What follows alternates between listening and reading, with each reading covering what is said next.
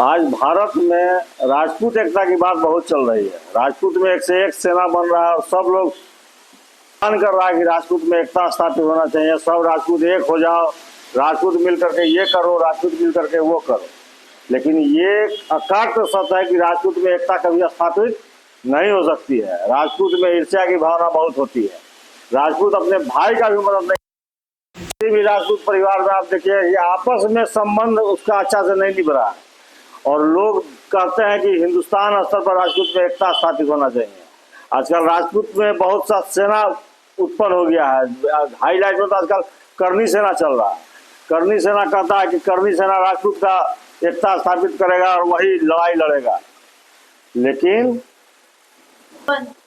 लेकिन जब आप इतिहास में जाएंगे, इतिहास का ढंग से समीक्षा करेंगे, तो आप पाएंगे राजपूत ने राजपूत से ही जितना युद्ध लड़ा है, राजपूतों ने राजपूतों का ही जितना दमन करने का कोशिश किया है, उतना राजपूत ने विदेशी आक्रमणकारियों से युद्ध नहीं लड़ा जितना आपस में युद्ध लड़ा।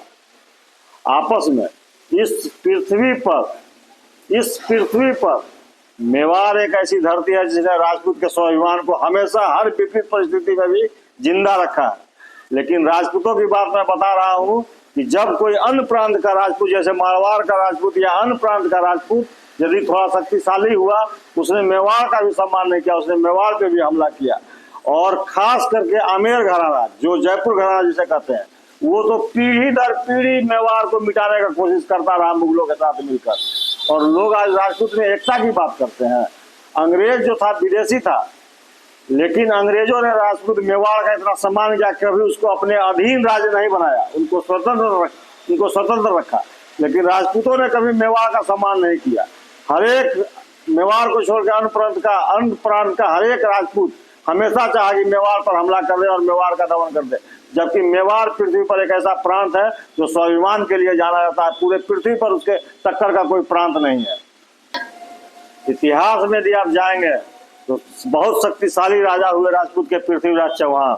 यदि पृथ्वीराज चौहान महोबा के आला उदल से लड़ाई नहीं करते, उनसे एकता स्थापित कर लेते, उनको भाई बना लेते, उनको अपने साथ मिला लेते, तो उस समय पृथ्वी पर उन दोनों के मिलने से जो शक्ति भारत के पास आता, दुनिया में किसी के पास नहीं था।